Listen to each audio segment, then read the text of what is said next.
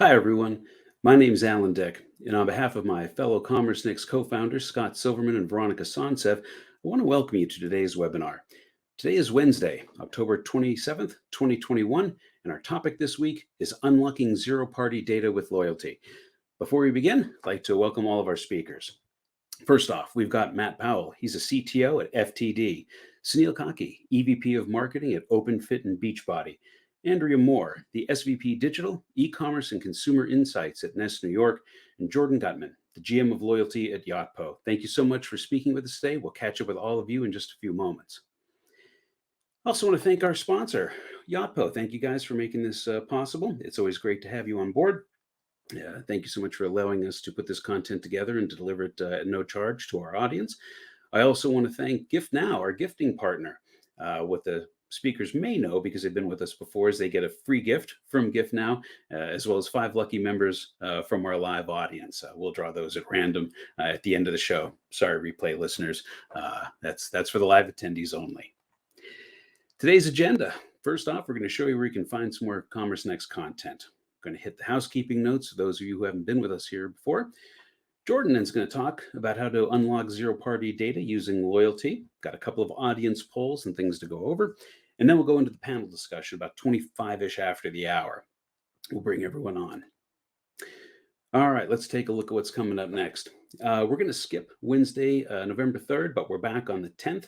Veronica Sonsev is going to talk more about loyalty. It's how to drive holiday growth from your loyalty program. Obviously, this is going to be focusing on how to use loyalty more tactically in your loyalty program, or how to use your loyalty program more tactically for holiday. She's going to be here with Elf Beauty, Savage X Fenty, and Imperity.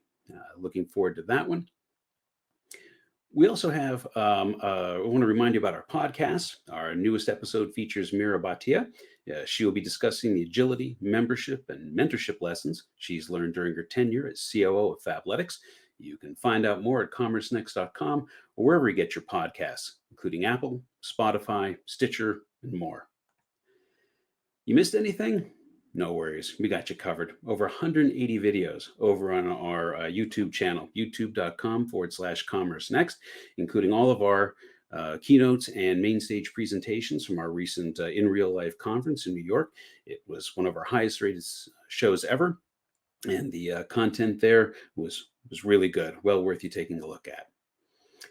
Finally, one of the things we've got available for you as a download is our Year of the Customer research report. This is a 38-page report we released at the IRL, where we examine the data behind retailers shifting their focus from acquisition to retention and how they deal with privacy concerns. You can download that here. Excellent report, lots of benchmarking data, well worth your time to take a look through that. All right, let's go through some housekeeping. Don't worry about missing anything. We're recording this webinar. We'll make it available to you very shortly.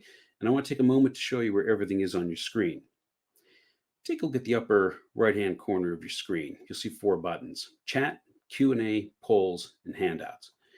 Chat, we want you to use that when you want to comment on the webinar, congratulate the speakers, or make comments back and forth with the audience. That's more of a back and forth for the audience to use.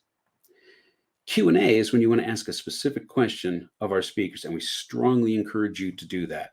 One of the things that really makes these webinars interesting is when the audience starts really getting engaged and they really start asking questions. One of the reasons we ask you to do it in this functionality is because you can upvote it. There's a little upvote button there. Please, if you see a question you like, I think we really should get to, go ahead and click on that upvote button. That signals us to go after that question and make sure we get it answered for you. You can put your questions or comments in the lower right-hand side of your screen in the text field box. Handouts are also available. We got a pair of them for this one, including the slides and the research report that's available. And if you're watching this on replay, thank you so much for joining us. And you can catch all of the handouts here in this document icon button. And with that, I want to bring on Jordan Gutman. He's GM of Loyalty at Yotpo. He's going to be discussing zero-party data with loyalty. Jordan, how's it going? Going well. Thanks, Alan. And hi, everyone. Like Alan said, I'm Jordan Gutman. I'm the general manager of Yotpo's Loyalty and Referrals platform. And today I'm going to introduce a topic that some of you might be familiar with, but it's becoming more and more timely by the day, which is zero-party data.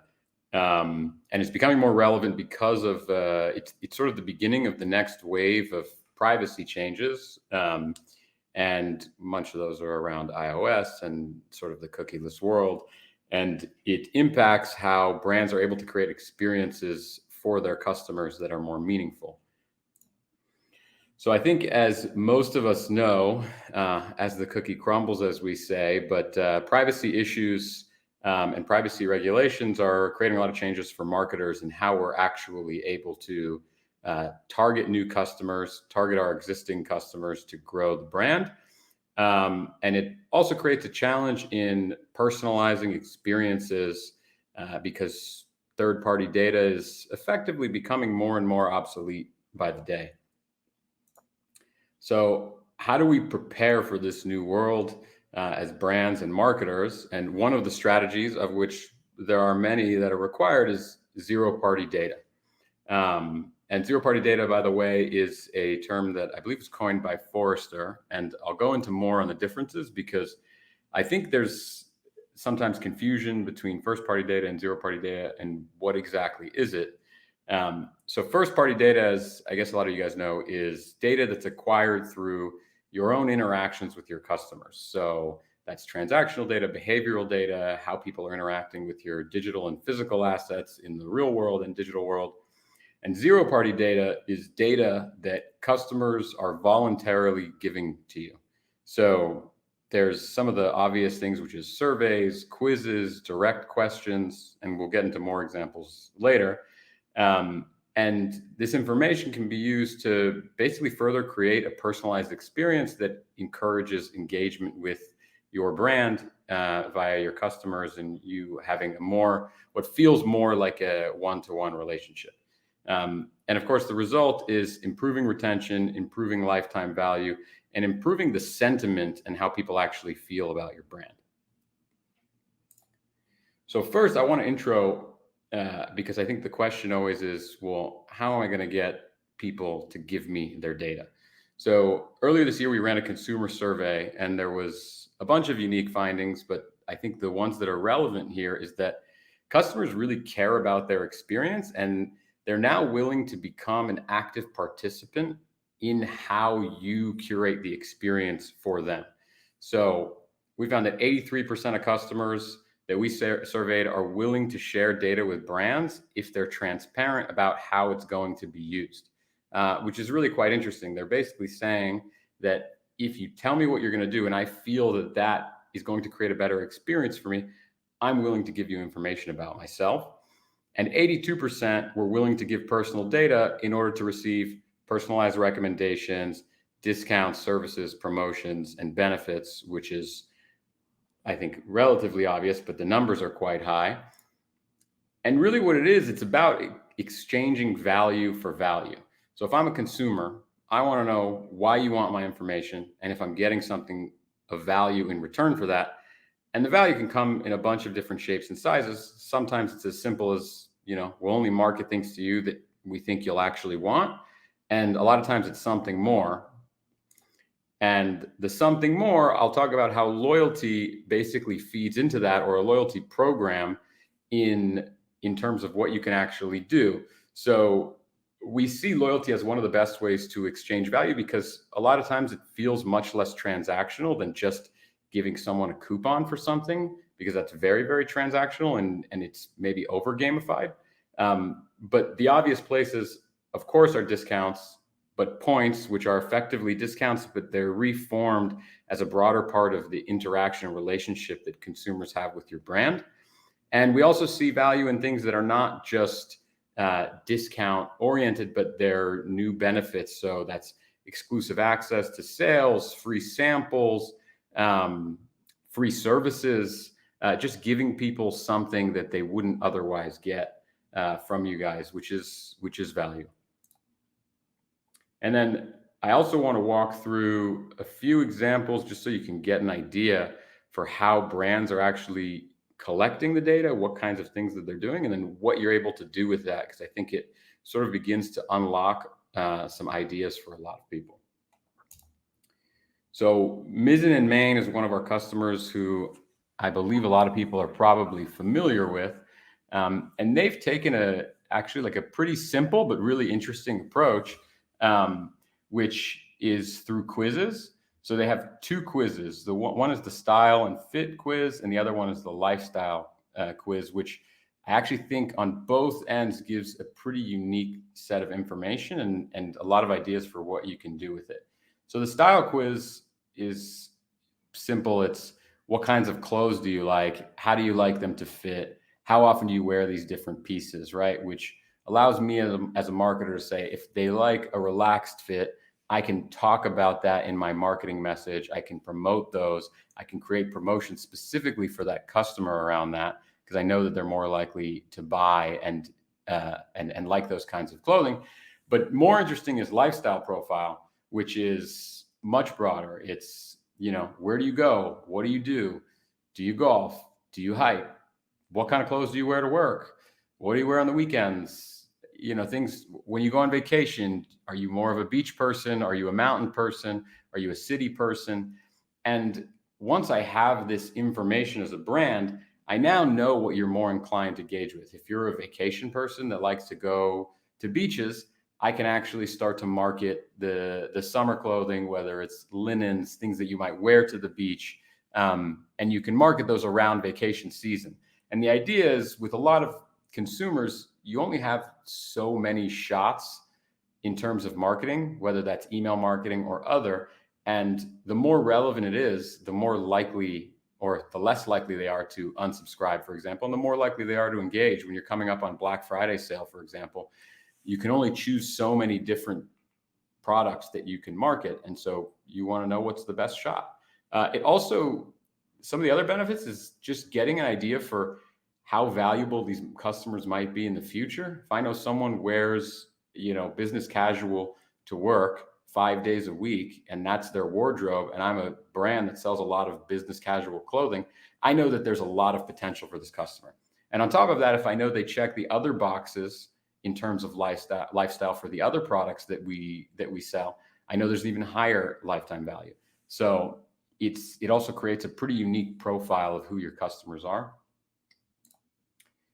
Another example is Dr. Dennis Gross, skincare. I think skincare is one of those things, at least as a man who probably doesn't focus on it as much as I should.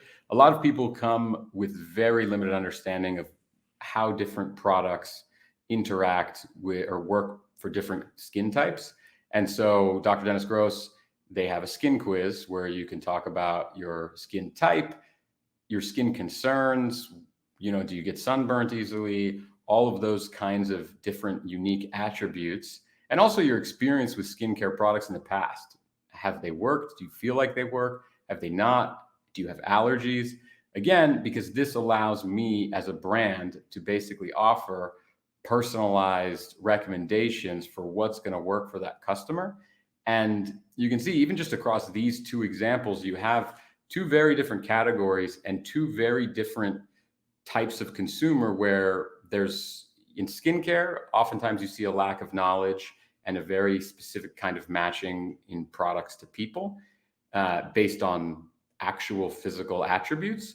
And then in fashion, you see something different, which is preferences. They're not physical attributes. They're my mental attributes, for lack of a better word. And how do I actually match what I offer as a brand with what the consumer's most likely to want to purchase, right? And what are they going to like about us, so that I can start to tailor this experience even further.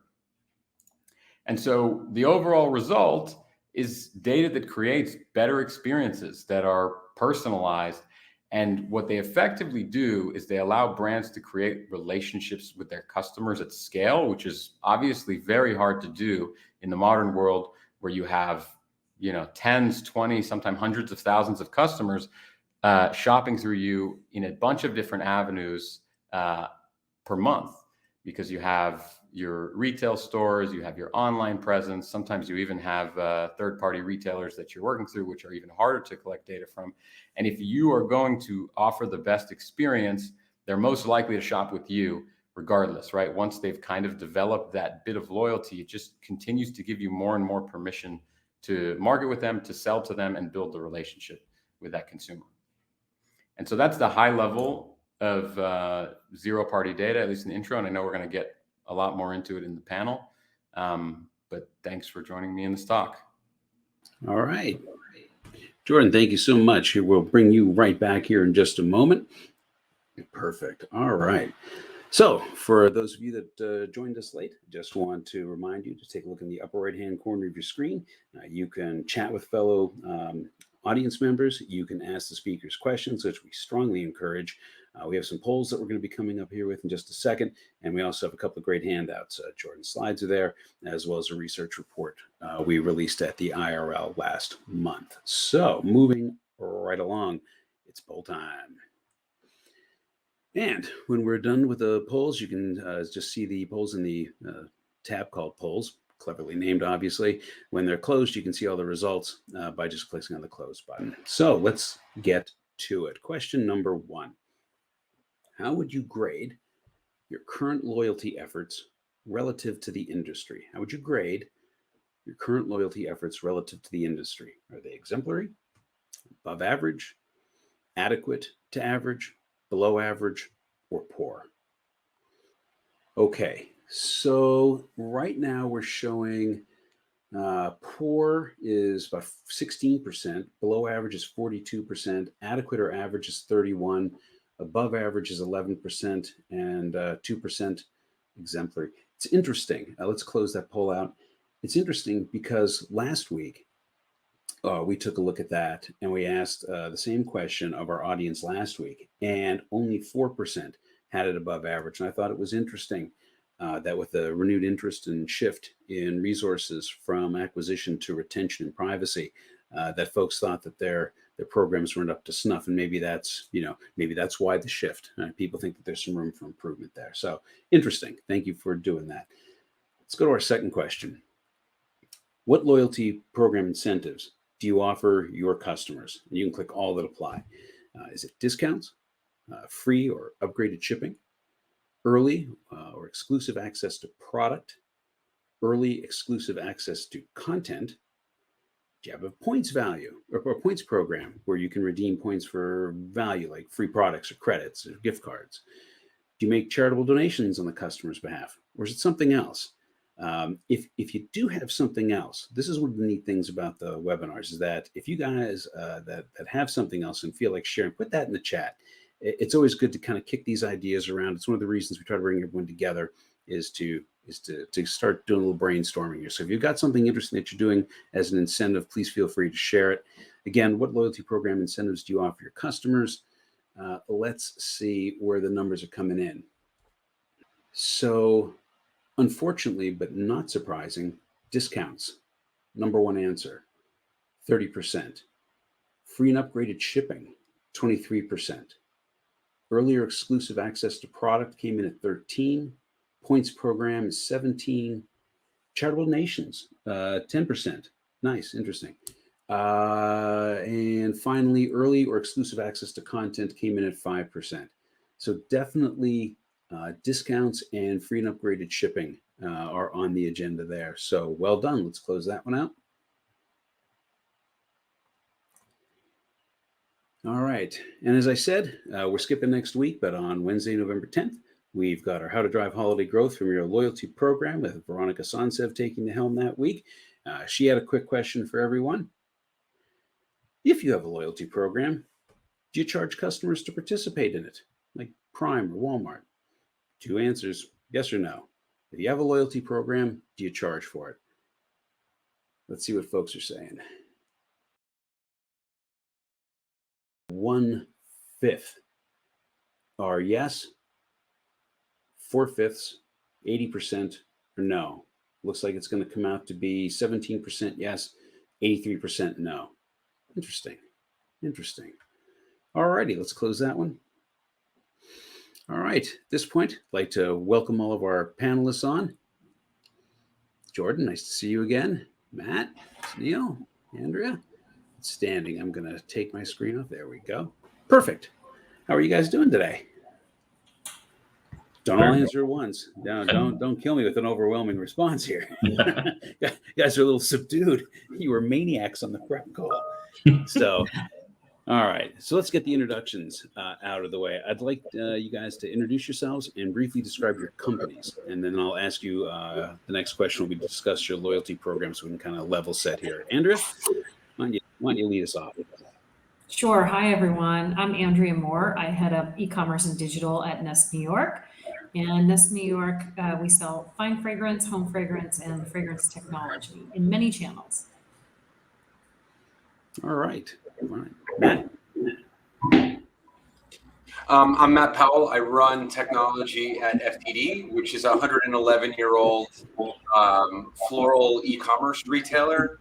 We do about 7.5 million flower orders a year, fulfilled via a network of 9,000 independent florists across America.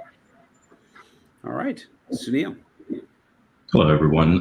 This is Sunil Kaki. I head up consumer marketing for Beachbody and Openfit.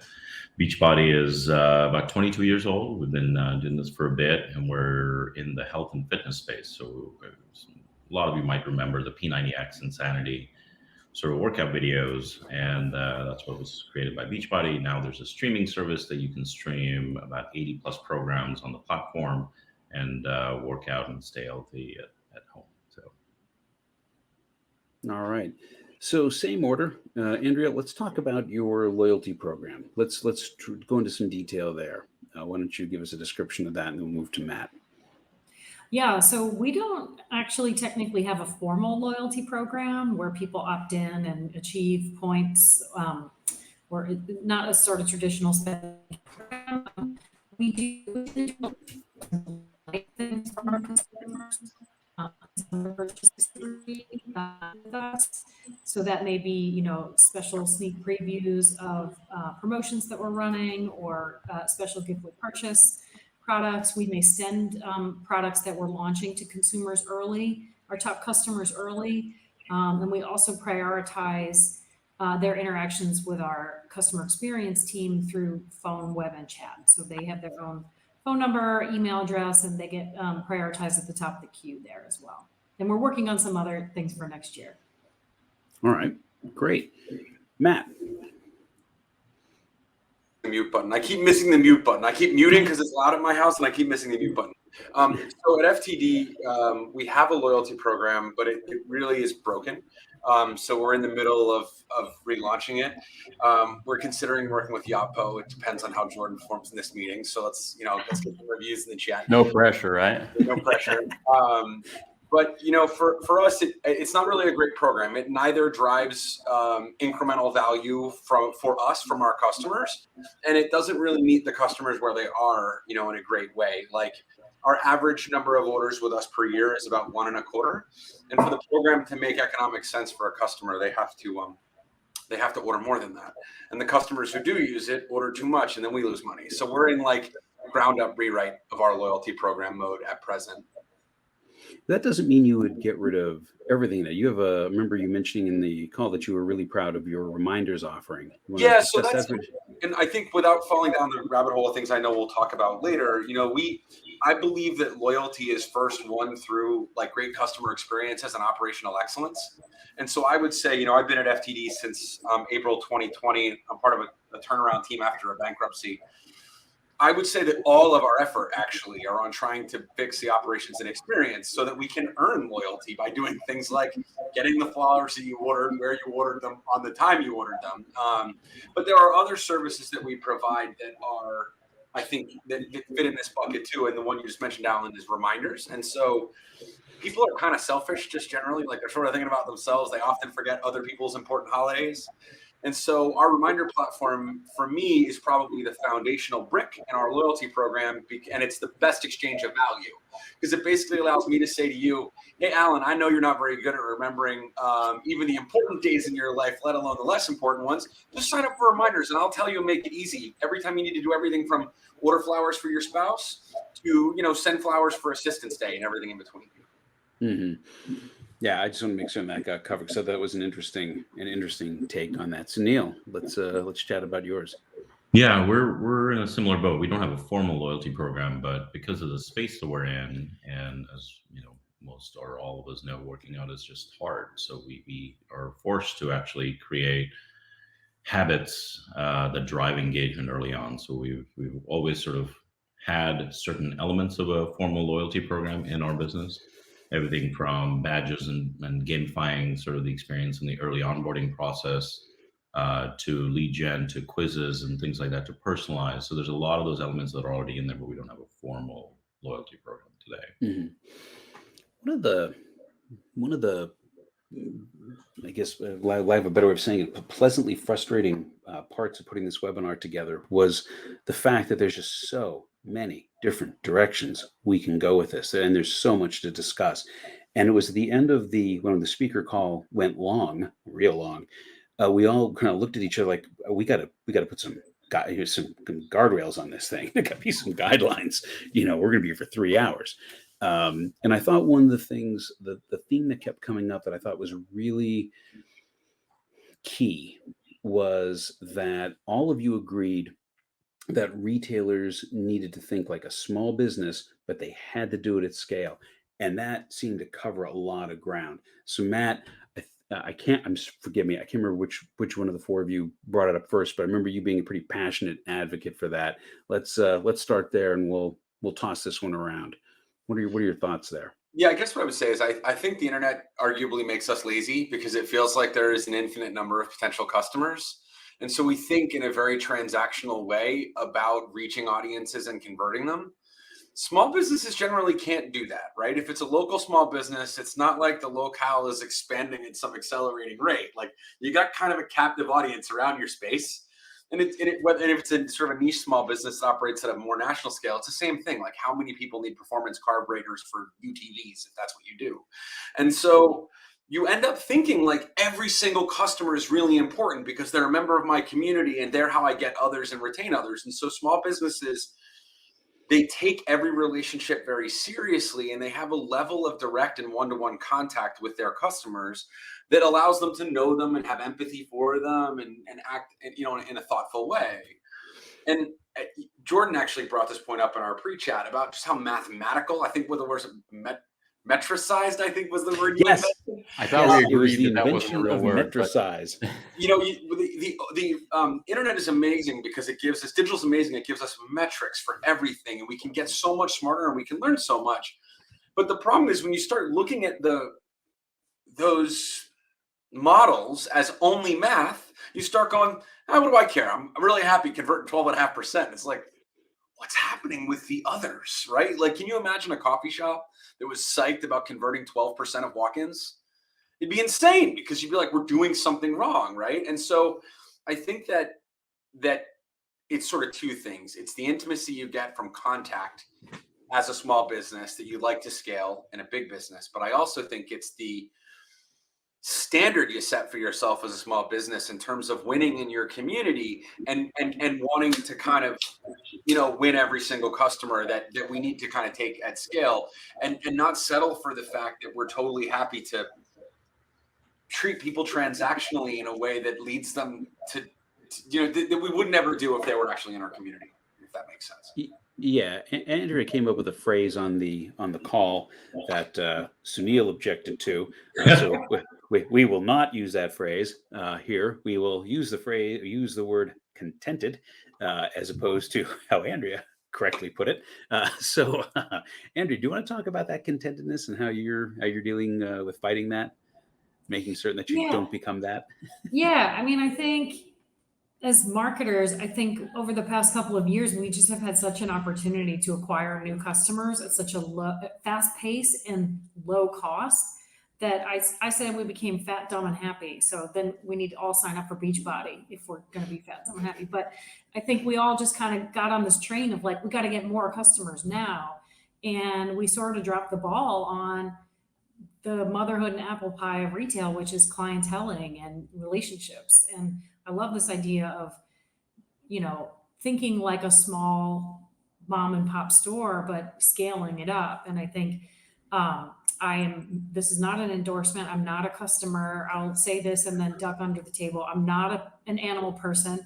I have no pets, but I think a company that's doing this exceptionally well is Chewy, right? Yeah. So, when someone's, loses a pet, they send flowers. When it's someone's dog's birthday, they send a gift. Like they do these incredible things that are like just stunning on the regular, right? They do this all the time. And it's clear that their customer service team is empowered to make customers happy.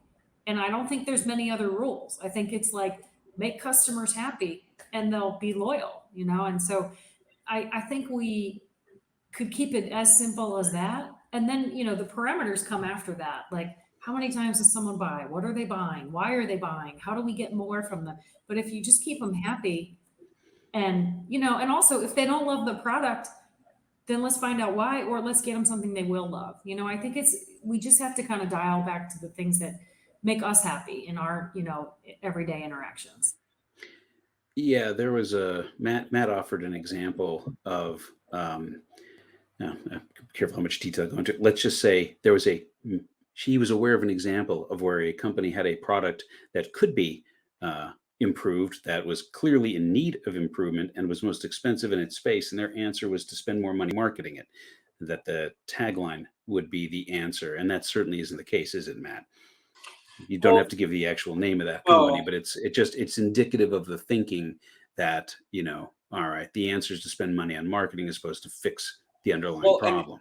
Andrea's way of describing this, I think, is the best one. It is fat, dumb, and happy. It's like the data gives you enough information to be very lazy about the downside. And I think that the exciting thing, arguably, for customer experience writ large with the cookie change is that some of that's being taken away from us. And it's part of what makes people hate the internet. And it's part of what makes people hate marketers. So it's a good thing for everybody, you know? And I think it's fine, Alan, to not mention the name because it's a common habit, right? To just go, well, what do we care? Like, let's just fill the funnel, you know? We talked also in our pre-event about that thing that happens when you go to leave a company, and it's most common with long-term subscription-based services, and you call and you say, hey, I'm not going to do cable with you or cell phone with you or whatever. And the company goes, I've got a way better offer for you. And there's something broken about the fact that either new customers are being offered better things or leaving customers are being offered better things, but the actual loyal customer is getting the worst price because the company's looking at it and going, look at that dummy. They're willing to pay that. We'll just let them keep paying it. Yeah, let's just say a major satellite service does that to me with clockwork every year, and they have done it for the last 10 years. It is just it is as predictable as you can possibly imagine, and it's frustrating for that very reason. I'm not loyal. I'm trying to get as much out of them as I possibly can for as little as I possibly can. I am not loyal to them in any sense of the word. Sunil, let me bring you in, and then Jordan will fold you back in. I mean, Sunil, I apologize. I mean, clearly, you know, we definitely got to get fit here. So it didn't. I'll turn it over to you. Any additional thoughts on this? No, I think it's exactly right. Like we sort of landed on this concept of like acting like a small business at scale. And candidly, like, you know, customer acquisition, CPAs, CACs are higher. So it's not even just like a nice to have. It's just something we have to reprioritize and start to focus on, right? And it's a major shift in how marketing is sort of prioritizing, how product is prioritizing, how tech is prioritizing, like all of these things, they all have to align. And only then does the real sort of change happen, right? Otherwise, we'll see what happens in the poll. We lean into discounts because it's easy to give away discounts for an email ID, right? But the true sort of loyalty programs, we talked about this a bit, are things that are integrated into the customer experience all the way through, right? Like Prime is a good example. It's great because you get free shipping, but it has so many more implications than just what marketing is doing. It's the customer experience. And that's something that's a shift in, I feel like, across the organization, across multiple departments. It's not just a marketing problem.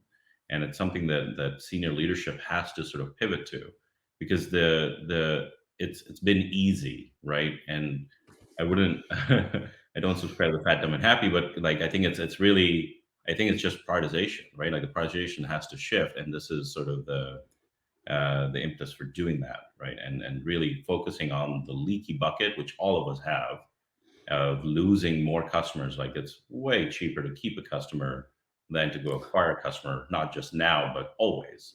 but that's never been the focus of most marketing, but product, but tech. It's just across the board. I think the right KPIs around retention and really not making that bucket more leaky, I think is going to be even more important over the next few years. Jordan, I see you nodding there. I need to bring you in. I need to bring you back.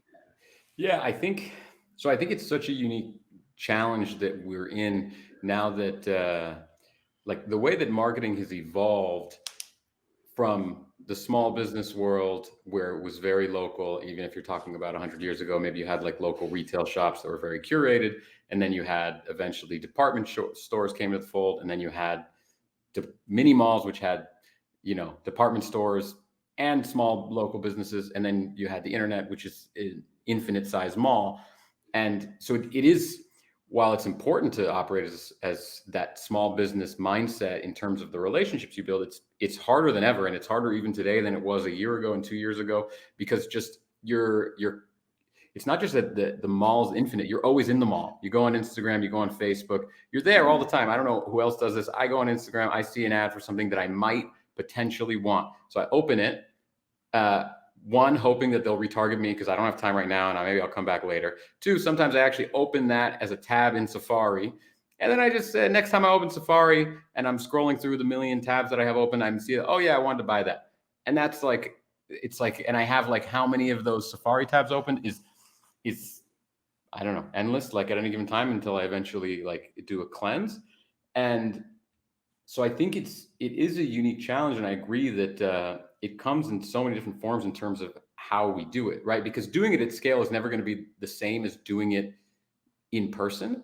But there are many things, and I think we talked about some of these things on the call, and how can you offer some very personalized services to a certain subset of customers, your advocates, the ones who love you, that do actually create those one-to-one relationships. Like we talked about, like VIP tier, like, or certain access to, I don't know, cosmetic video consultations that brands will do if you reach a certain access level. And that's a great opportunity to tell them about everything else you have and provide them with value. Same thing for fashion, and sort of the same thing for fitness. Like the opportunities are actually quite broad there. It's just like everyone else said, the implementation of it is challenging, and who do you offer it to? Right. I think that's one of the other big challenges, because you can't offer it to everyone. The implementation is also lazy, right? And this is sort of, again, back to Andrea's point. This is the problem. It's like all of these things, they're usually, when they're done well, they're done in a way that's not lazy. When they're done badly, it's lazy, right? Like when your loyalty program is earn points for sharing things on social and for buying things only, and it doesn't line up the parts, then it's not that, then it misses an opportunity to really be a meaningful exchange in value. Like Sunil made a great point when we were speaking earlier too about that. Like, how do you make sure that the loyalty action is sort of like a part of the product experience, so that these things fit together in a way that makes sense? Like, build something thoughtful, and people that are coming to Sunil's business are coming because they want to change the way that they feel or the way that they look. So you have a joint interest in helping them achieve success in that area. So how do you build a loyalty program that helps them get over their barriers, because their barriers are also your attrition points? And that's a win-win for everybody, versus kind of a lazy, oh, it's a discount for this and a discount for that. And there's nothing wrong with that, but it should be the least interesting part of the thing, you know? Yeah, and I think like, that's, don't be afraid to road test things with your best customers. Ask people what they want. You know, especially your best customers. It's surprising sometimes what they come back with. So it isn't always a discount. yeah, and I think like there's so much more to it than discounts, and not to be like a full shill for a loyalty program, right? Like there's different grades, right? There's direct discount, that's super transactional. There's points, which tend to have a much lower value in terms of discount, but customers feel it and they build up. And then there's access, and there's unique benefits that actually make you feel probably more special than a lot of the discounts combined. And I know we've used like the airline example, and I know it's so overused in general, but you look at airlines, they have an inherently bad product just from the experience standpoint. It's never fun to fly and like be jammed in a tin can, and yet people optimize for this on specific airlines, and it's like a compounding experience, which I think, I don't know who said this, Matt, or maybe it was Andrea, where the fact that you have loyalty with an airline means you get a better experience, which means, and it's an experience you can only get by being in their like tier of loyalty program, which flywheels, and it gives you more opportunity to get that experience. And now you have a better sentiment of the brand. Well, like I would argue Glossier, the entire business is a loyalty platform, right? Like they come up with an idea for a product based largely on conversation among their community. What does that tell the community? We're being listened to. They have then an ability to create a product based on needs that are in the community and then take it back to the community to weigh in, and who then goes and tells everybody else about it. Like that's the dream, right? And I think your point, Jordan, that like access and participation with the brand for the right kind of brand anyway is really what people want, which is like to feel like they matter. You know what I mean? To like show up. Mm-hmm. Yeah, absolutely. I want to come back to that, but I also want to hit some of the audience questions. We always ask the audience members for their questions. Certainly, please keep them coming in. It's always great to hear what you guys have to say. We did during the polling. I asked what else what other retailers are doing to help promote loyalty, their loyalty program. One of them was a suggested gift with purchase. Another one was an extended warranty or priority support. So 2 more ideas of what you can do to be there when your customers want you to be there, and find a way to communicate with them in a way that's meaningful to them. We do have a question, the first one, and I wanted to hit this. What have the panelists done in terms of adding or adjusting your teams to be better at loyalty?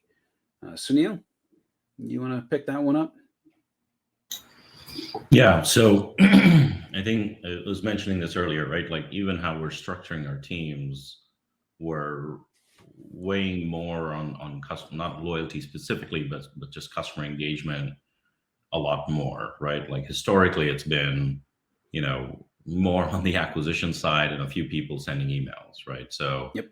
And now the balance is shifting over the last sort of year or so. We've been sort of rebalancing the team to focus more around community, organic social, email, CRM, just customer insights, a lot more than just traditionally. We've been very heavy on the acquisition side, right?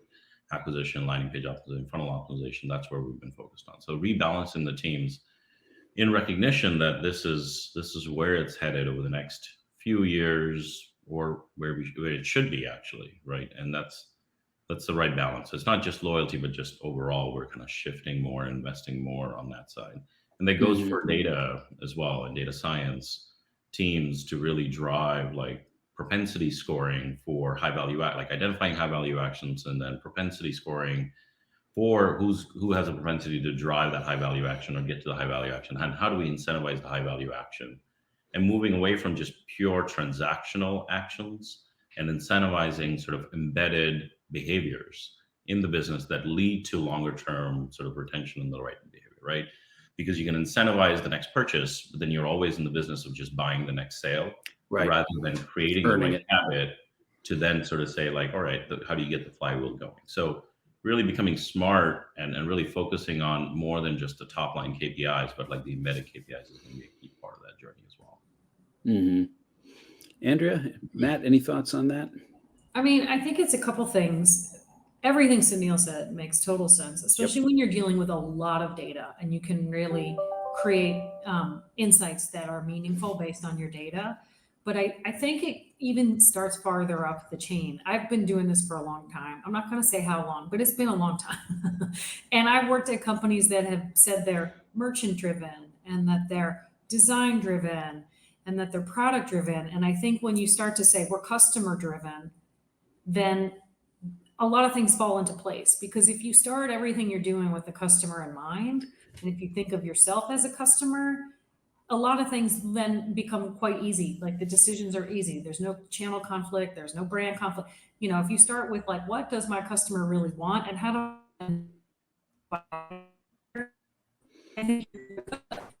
I would say is a lot easier, just like we keep an existing customer than get a new one. It's a lot easier to keep an employee than to get a new one. And so I think it's about empowering people to act as ambassadors for your customer, whether that's a product marketer, whether that's a customer service associate. Like, I don't want someone to call and ask me if they can give someone a refund someone, do it. Like, what you're empowered to make the decision to keep a customer happy. Like, you don't have to ask. That's your role, right? So I think it's also about creating a culture that enables that behavior from the top down that then keeps customers happy, right? So if we're happy in our roles and our teams are happy, then hopefully that spills over into our customers too.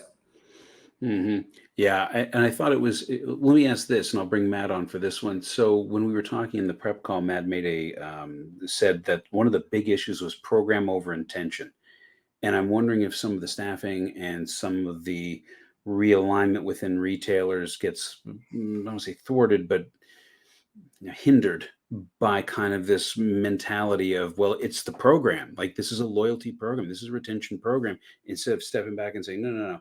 It's about taking care of your customers. And Matt, since you since you mentioned that, I wanted you to have a chance to roll with that. Sure. First, I would say I think that the 2 points that Sunil and Andrea made are like so right on, and the resonant thought they leave me with, and this is how we think about things at FTD, is loyalty is not a program or a department or a resource; it's a way of being. And I think the thing that Andrea added to it about the role that employees play in that is critical, because if your employees aren't loyal to the organization, they don't feel connected to it, they're not proud of it. When they contact customers in whatever format they do it, customers aren't going to feel that either. And so I think that the opportunity is to think that way. It's to level this idea up. And sure, programs are expressions of that truth, but ultimately, how do we deliver on taking care of customers in a way that respects the relationship they have with our business as a matter of course in our relationship with them? Like, I had a very popular professional social network platform in the early 2000s, so don't blame them, say to me, mid 2000s, people that come to our platform once a month, we're going to get them to come once a week. And if they come once a week, we're going to come once a day. And if they come once a day, we're going to come once an hour. And I was like, then you're the worst. Because the last thing that people need is another platform to have to go to hourly. And I think there's an opportunity for us as businesses and as brands to be more honest about what customers actually want and to operate in a way that respects that and gives them what they need. And so loyalty has to be built in layer by layer, brick by brick, to everything that you do. You have to actually value your customer and then act like it. And anything short of that is a program that may in fact be effective, but will miss its opportunity to be fully effective because it's vapid.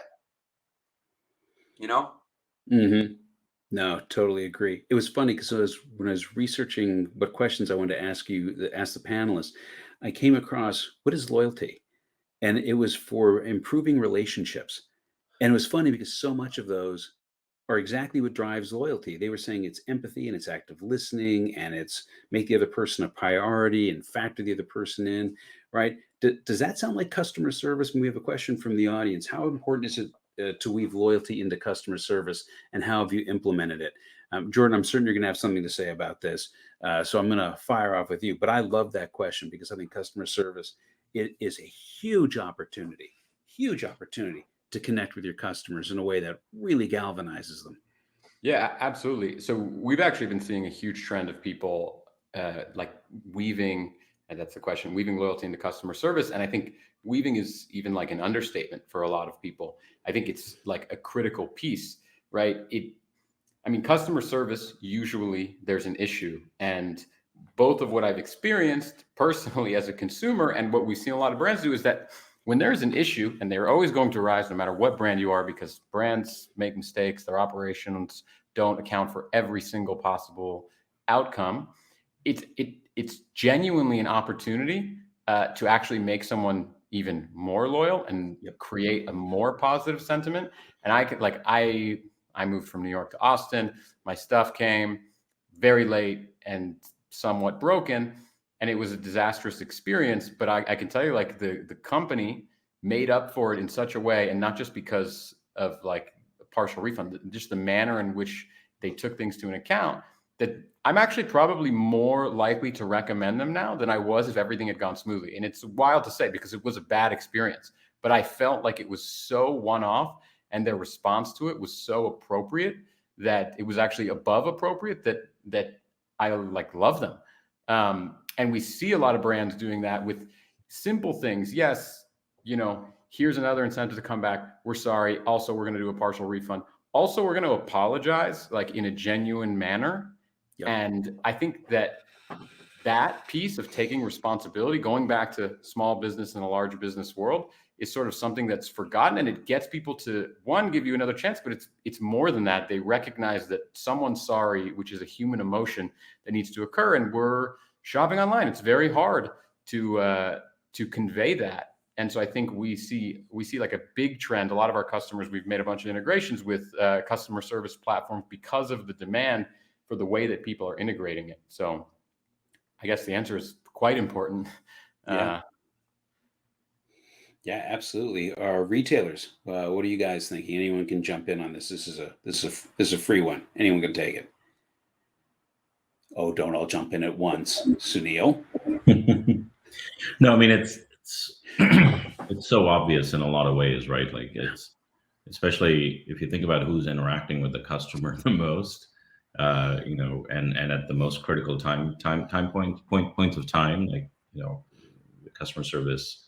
I think it's so critical, and they're the front lines in a lot of ways. Like none of us who are sitting in front of computers and in Zoom calls all day long, like we're not really talking to customers. So it's absolutely critical for it to be an integral part. And I think to Andrea's earlier example of Chewy empowering them, right? Like no, lean in, and there's no boundaries, right? Like this will, and have the confidence that it'll pay out in the longer term because of retention and goodwill and like referrals and organic sort of good behavior that happens. Like just lean into that, and I think that's something that we can encourage across the board, and especially the team that interacts with the customers day in and day out. Makes absolute sense. Yeah, and I think too, like really reading like ask for feedback from customers on their service experience and read it and act on it. Like, Yeah. Ask people, how do we do? How can we make it better? And then really actually put that into place. I can't take credit for the idea, but we did implement last year a recommendation to, again, bump top customers up to the top of the queue and, enable the customer service team to see to know that someone's a high roller, for lack of a better term, or not, right? So, I mean, it's simple, right? If you have a platinum card, you have a different phone number, or if you are a high roller at the casino, you get treated differently. So it's really like, what are those little moments that you can capitalize on? Like any touch point is an important touch point. And also people are so geared up to have a bad experience that they're really happy if they have a good experience. Like if they're calling customer service, they're already like, it's already problematic, right? They're not calling to say hi. So like, how do you really turn that around? Yeah, absolutely. People get so stressed. When I was selling cast iron clawfoot tubs and plumbing fixtures with my family's business, people are at their wits' end sometimes. They have just had it with their home construction, and then a contractor drops a sink, and you're just like, yeah, ma'am, that's a $700 sink your guy just trashed, and they're in tears with you, and you're like, all right. And our policy is never to profit from someone else's misfortune. I'll say the last one I got at our cost. You know what I mean? Like even just doing that, just as long as you're reasonable, and I think that's Jordan's point. I think as long as you're reasonable and listening, you can just make super loyal customers. Matt, I didn't mean to cut you off. Were you about to jump in there with? No, it's funny. I was going to comment on something Sunil said, but you actually remind me of, I think, something that's perhaps more useful. Which is that, like, I think, again, we often think about only one part of the customer service experience. So what I'm reminded of is I'm thinking of a major big box construction store I've been doing business with recently, and who does, in a lot of ways, very, very great work. But I had to bounce between to solve one problem of delivery that they failed to make, where the order management page continued to say that my order was scheduled for delivery 7 days in the past. I had to bounce through 3 different types of their call center, from a store to the e-com to a different store, every time on hold, every time having to redescribe my issue, in each case, the person not having enough information to solve the problem. Why is this relevant to our conversation? Because it's a systems failure that makes it impossible for anything that they do in customer service conversationally to matter. Because by the time I'm actually talking to someone, I'm irate at their ineptitude in getting me to the right person. And so as we think about these things, it's very easy to look at your customer service team and be like, well, hit better metrics or give them more control. But you actually have to look at the entire footprint of the customer service experience, and not what happens in the lab, but what happens in the field. And really be honest about where the friction is. And like, the amount of times that channel conflict gets in the way of good customer experience and damages loyalty in many businesses is very high. And so, all of these things, I guess it'll be the other. I'll tack the other thing I was going to say on Sunil's because it sort of fits. The biggest problem with how metrics everything has gotten, that's not a word either, Jordan, in this new world we live in, is we then assume that the metrics tell a complete story. And Sunil raised a point about a huge gap in the metrics, which there's no credible way to assess how impactful this customer is to other customers. So as a result, we just don't include it in our calculus. And so we're building a business case for being better at these things, whether it's a business case to solve the systems problem or a business case to reduce hold times by having more agents or whatever the thing may be, to go from adding to a call center on top of email, whatever the thing may be. We have to not just think about the things that the metrics allow us to see directly, but also the things that we know to be true that we simply don't have metrics for, and come up with some sort of placeholder for them. And none of this stuff gets done. And so what ends up happening is we eject customers out the back of our businesses who could have been saved, who could have been loyal, who could have told our story, like the example Jordan used, because we just don't do the work to look at the experience end to end. Yeah, it's first off, it's amazing. We have 3 minutes left. It's just how fast this goes. And there's two great questions here, and I just got to get to them. I'm going to start with Stephen Bradbury. Has anyone used or seen good programs that have linked gift card with loyalty, either to direct gift card customers, some of whom will be new, into the loyalty program, or use a gift card as a tangible reward for future spend? Their experience is that loyalty and gift card teams live in totally separate silos. Any commentary on that? I mean, I can, but I'm, as you can tell, a blowhard, so I don't want to take up the air. I'll come back to you. Go for it. Yeah. What I was going to say is I think the reason for this is that often the card side of things ends up being a payment arbitrage opportunity. It's a float opportunity. I helped build Dunkin' Donuts' Dunkin' Donuts card platform, and they launched it in the early 2000s. And it was a financial instrument. It was not a loyalty instrument. It was an opportunity to eliminate some of the accounting hassles of paper gift certificates and be able to use the significant amount of float from their network as an investment vehicle. So loyalty is bolted onto that discussion because a bunch of bankers are counting money like, Scrooge McDuck. So they probably do need to be folded together. But I think this goes back to this conversation about what the business is all about. So if you're a coffee buyer, like if it's Dunkin' Donuts or it's Starbucks, the card is a loyalty instrument because it's a utility. I can go for a run, just have this card. It's always got money on it. I can use it this way. You know what I mean? But it's not true for every business. So I think it's situational to the business, and whether it's a incentive or part of the loyalty program or both. I think it's interesting you brought up coffee, because I think the Starbucks model is brilliant, right? The reward is a gift card, but you never get a gift card, and you're almost always, there's very little breakage. Like you're almost always redeeming it. Mostly the finance people don't like gift cards because they're a liability, right? Yep. Starbucks turned it into like a cost-effective way to give rewards because they're working around paying American Express every time you use your Starbucks card. I mean, it's brilliant. And the more cash that gets on it, the more money that they have to earn interest on. It's just free money. It's an ATM. Yeah. It has no cogs. It's awesome. Yeah, it's one of the most brilliant things they did. Unbelievable. Yeah, solid stuff. I want to go to this last question, and we're going to go a little long here, but this question is just too good to pass up. This person is asking, it's nice to talk to the softer elements and non-transactional nature of a loyalty program, but I find it's really hard to operationalize it and also get C-level off KPI versus investment required to support a program. What best practices for justifying loyalty program value and all that's required to support good implementation with a CFO, etc.? Love that question. I can start. Like we sort of had to do this at Amazon quite a bit, and now it's sort of a core part of how media gets invested at Amazon. This is now, 8, 9 years ago or so. But essentially, what we had to go do was identify high value actions and really put a value to it, right? So Prime is a good example, right? Prime, the value to Amazon isn't just $100+ that you pay Amazon. It's actually changes behavior, right? Like instead of going to Google, you go to Amazon to search for products. And that is a massive shift in behavior. And therefore, the LTV for somebody signing up for Prime is significantly higher than the $100 a year. But you have to do the work to connect the dots. And then any CFO or a C-level exec is not going to be able to ignore it, right? So you have to connect the dots. And that's usually where the problem is. To say it's a non-transact, like it's the easiest thing to do to tie a transactional action to LTV, right? Or revenue. But a non-transaction, you just have to connect the dots. So we used to create sort of synthetic cohorts of users that looked like the people that took the action, but that didn't take the action, and then followed it over a year and then determine like an LTV or a downstream impact of that action, right?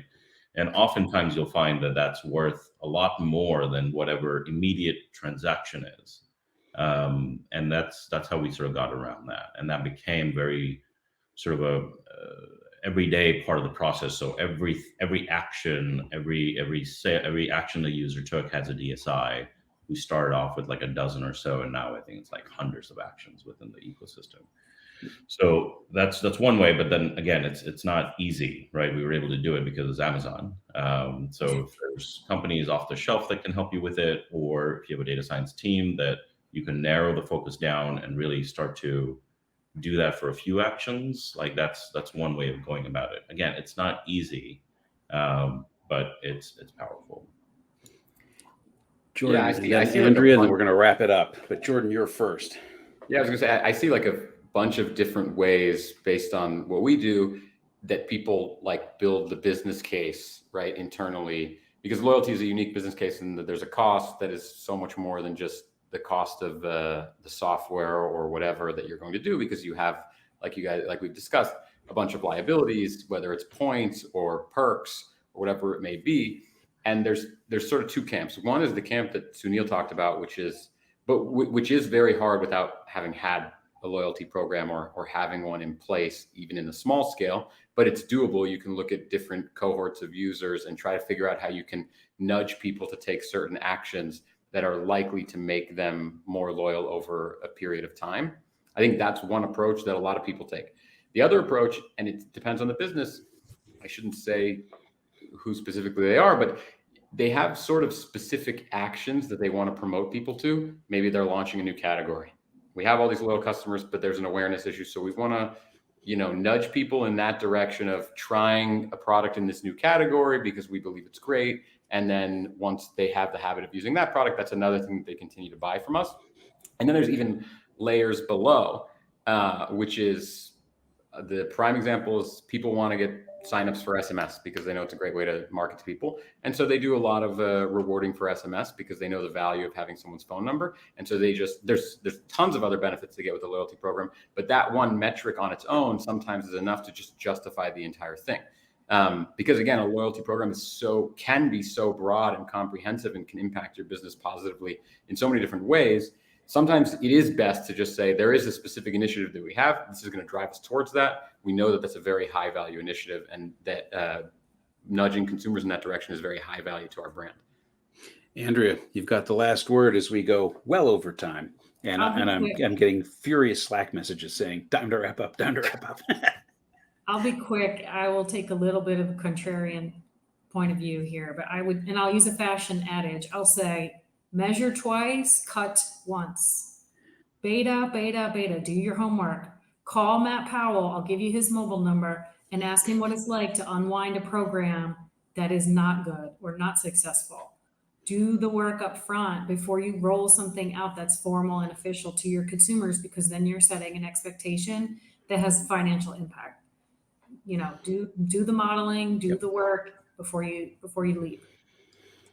And that's it. Sunil had to hop off. He wanted to thank everyone and say that it was really fun and amazing. Matt, Jordan, Andrea, thank you so much for being here. Yotpo, thank you so much for sponsoring it today. We certainly appreciate it. And finally, thanks to our audience for taking the time to join us today. We appreciate your continued interest and support. Please take a moment to share your thoughts in the survey that you'll see at the end of the webinar. I'm Alan Dick, and on behalf of everyone here at Commerce Next, we hope you've enjoyed the webinar and that you have a great rest of the week. Take care, everyone.